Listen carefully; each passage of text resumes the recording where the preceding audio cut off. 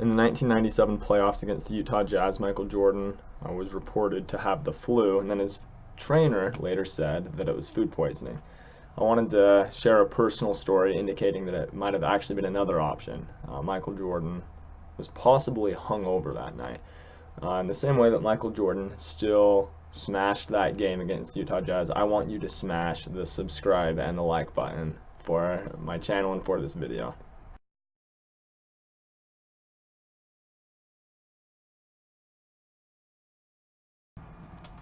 So at one point in my life, I was doing religious service in North Carolina, and one of the people that I was paired up with, a fellow missionary you could say, his uncle was a massage therapist.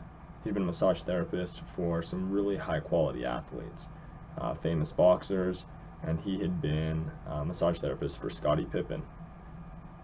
And so according to this missionary that I was working with, one day, the massage therapist, he was massaging Scottie Pippen. Scottie Pippen said to him, "Hey, you know that flu game where everyone believes Michael Jordan got the flu?" And the massage therapist said, "Yeah." And Scottie Pippen claimed that in that game, Michael Jordan was actually hungover because he'd been out partying the night before.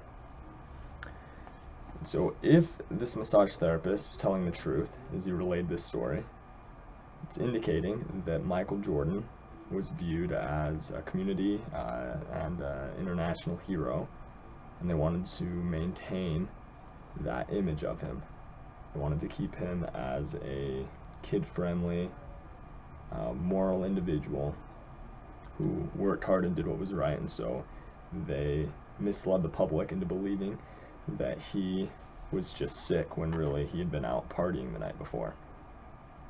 On the day following Game 5 of the NBA Finals, 3 articles in the Chicago Tribune attribute Jordan's sickness to food poisoning. In 2012, Phil Jackson stated in an interview that Ron Harper believed that Jordan had food poisoning. And to cap it all off, in a 2013 interview, Jordan's trainer, Tim Grover, stated that Jordan got food poisoning the night before the game from a bad pizza. And on top of all of this, if Jordan really did have the flu, wouldn't it be risky to have him play and expose him to all of his teammates and even the other team? As long as flu symptoms are showing, the flu is contagious, and the symptoms were certainly showing during this game. Also, the flu normally lasts a week, or at least longer than 1 day. Jordan was fine for Game 6. Meanwhile, food poisoning symptoms match what Jordan.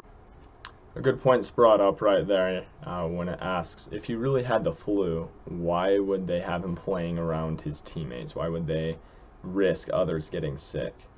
Yeah, it's the World Championship, so that's, I mean, it's still possible that the trainers and coaches would allow that, but it's definitely a good question to be brought up. It's going to show a quote from one of Michael Jordan's teammates who also claims that he had been out partying the night before. There's one story that he even went to Las Vegas the night before that game. And finally, there are at least 2 more people who claim that Jordan was out drinking the night before Game 5. Jamal Tinsley believes that Jordan possibly went to Vegas the night before the game, and wrote, "But where everyone remembers flu game, I remember hangover game." And Matt Gokis, Marv Albert's color man, provided an equally interesting take from the media's perspective. Taken from Michael Jordan, The Life by Roland Lazenby, he recalled that, according to the stories and rumors, he, Michael Jordan, was supposedly at Robert Redford's chalet up in the Utah mountains playing poker all night and partying too hard. This video can bring up some of the questions of what we value as a society. Do we value someone based on their character? Do we value people based on their athletic ability?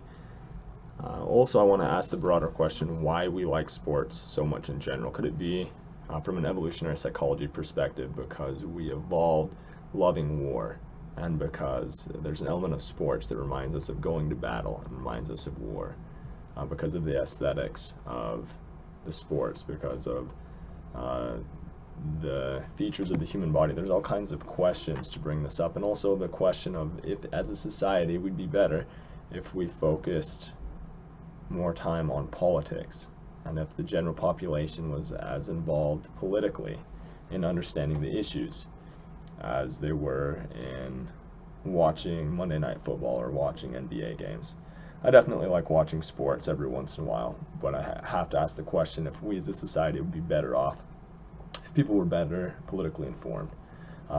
Anyways, here's the video indicating that Michael Jordan might have been hungover that night or the day of the fifth game of the NBA Finals, 1997 versus the Utah Jazz, where many claimed that he had the flu. Go ahead and smash the like and subscribe button. Thank you.